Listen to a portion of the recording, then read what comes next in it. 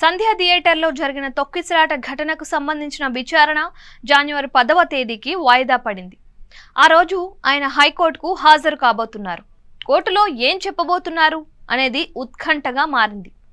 అయితే ఈ కేసులో అల్లు అర్జున్ దోషి అని తేలితే శిక్ష పడుతుందా, లేదంటే ఏమవుతుంది అనే ప్రశ్నలు ప్రజలను తొలిచేస్తున్నాయి.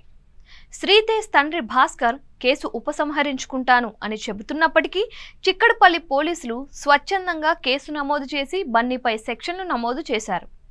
ఈ కేసు నుంచి బన్నీ బయటపడాలి అంటే ఒక్కటే మార్గం ఉందని అతని లాయర్ నిరంజన్ రెడ్డి భావిస్తున్నట్లు తెలుస్తోంది. పోలీసులతో మాట్లాడి వారు స్వచ్ఛందంగా పెట్టిన కేసును ఉపసంహరించుకునేలా చేయడానికి ఆయన ప్రయత్నాలు కొనసాగిస్తున్నారు.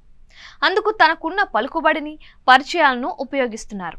అయితే పోలీసులు ఈ కేసును ఉపసంహరించుకుంటారా అనేది $1 మిలియన్ ప్రశ్నగా మారింది.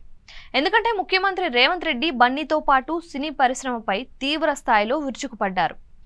ఆసుపత్రిలో చికిత్స పొందుతున్న శ్రీతేజ్ను కనీసం ఒక్కరు కూడా పరామర్శించలేదు. సీఎం విమర్శించాడు కాబట్టి అల్లు అర్జున్ ₹1 కోటి, సుకుమార్ ₹50 లక్షల, నిర్మాతలు ₹50 లక్షల కలిపి ₹2 కోట్ల చెక్కును శ్రీతేజ్ తండ్రి భాస్కర్కు అందించారు. పోలీసులకు సాక్ష్యాలుగా వందల సంఖ్యలో వీడియోలు ఉన్నాయి. పోలీసులు వద్దు అనుకుంటే ప్రభుత్వ న్యాయవాది కేసును బలహీనంగా వాదించి బన్నీకి రెగ్యులర్ బెయిల్ వచ్చేలా చేస్తారు. అలా కాకుండా పోలీసుల అభిప్రాయాలను గౌరవించాలని రేవంత్ రెడ్డి భావిస్తే ఆయన ఈ కేసులో జోక్యం చేసుకోరు. చట్ట ప్రకారం యథావిధిగా జరిగిపోతుంది. అల్లు అర్జున్ తప్పు చేశాడని పోలీసులు కోర్టులో నిరూపించాలి. వారి ముందు సాక్ష్యాలున్నాయి.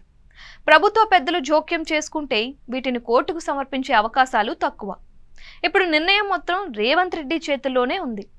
కౌంటర్ దాఖలు చేయడానికి ప్రభుత్వ న్యాయవాది సమయం కావాలని కోరడంతో రేవంత్ తగ్గారని, ఈ కేసు నుంచి బన్నీ బయటపడటానికి అవకాశాలు ఉన్నాయి అనే విశ్లేషణలు వస్తున్నాయి. సినీ పరిశ్రమ ప్రముఖులు కూడా అనవసరంగా అల్లు అర్జున్ వల్ల ముఖ్యమంత్రి ఎదుట తలదించుకోవాల్సిన పరిస్థితి ఏర్పడిందని విమర్శిస్తున్నారు.